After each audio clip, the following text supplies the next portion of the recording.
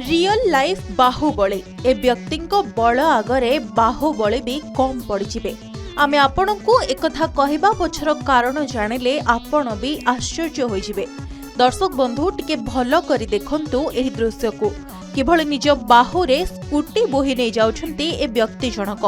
आउ एहा पछर कारण हेउछि ट्रैफिक जाम, जहार वीडियो एबे सोशल मीडिया रे हईचई सृष्टि करिछि। भिड़ किंबा ट्रैफिक जाम हेले आपण लोक माननकु कोलरे पिला माननकु नै जाउथबार निश्चय देखिथिबे, किंतु कल्पना करंतु आपण ट्रैफिक जाम रे फसी रहिछंती।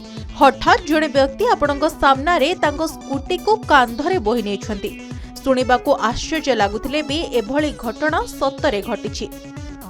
गुरगांव रे जणे व्यक्ति अत्यधिक ट्रैफिक जोगु निज स्कूटी को कांधरे टेकी नै जाउछंती। एबे सेही भली एक वीडियो सोशल मीडिया रे भाइरल हेबारे लागिछि।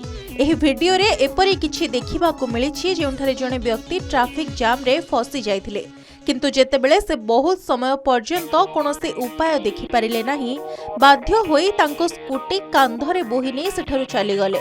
सोशल मीडिया रे एही वीडियो एबे जोर शोर रे भाइरल हेउछि, जेउथरे जणे व्यक्ति ट्रैफिक जाम रु बर्तिबा पई निज कांधरे ही स्कूटी धरि बाहर को आसुथबार देखिबाकू मिलिछि। रास्ता रे प्रबल ट्रैफिक जाम देखि एही व्यक्ति जनक एते विरक्त हो जाइथिले जे से निज धैर्य हराई बसिले, आउ ठीक बाहुबली भली निज बल देखाइबाकू बाध्य हेले। वीडियो रे आपण देखि पारुथिबे से व्यक्ति जनक निज कांधरे भारी स्कूटी उठाई ट्रैफिक जाम मध्यरु बाहर को आसीबाकू लागुछंती।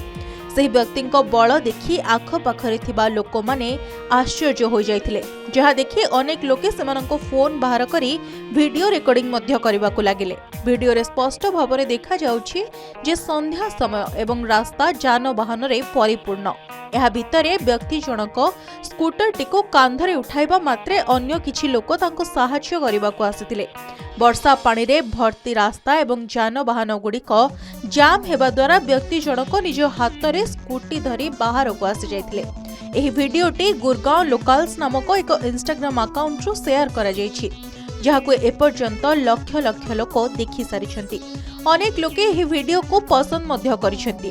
ଅନେକ ୟୁଜର୍ସ ଭିଡିଓଟି ଉପରେ ବିଭିନ୍ନ ପ୍ରତିକ୍ରିୟା ମଧ୍ୟ ଦେଉଛନ୍ତି। କିଛି ୟୁଜର୍ସ ବ୍ୟକ୍ତିଙ୍କ ବଳ ଦେଖି ଆଶ୍ଚର୍ଯ୍ୟ ମଧ୍ୟ ହୋଇଯାଇଛନ୍ତି।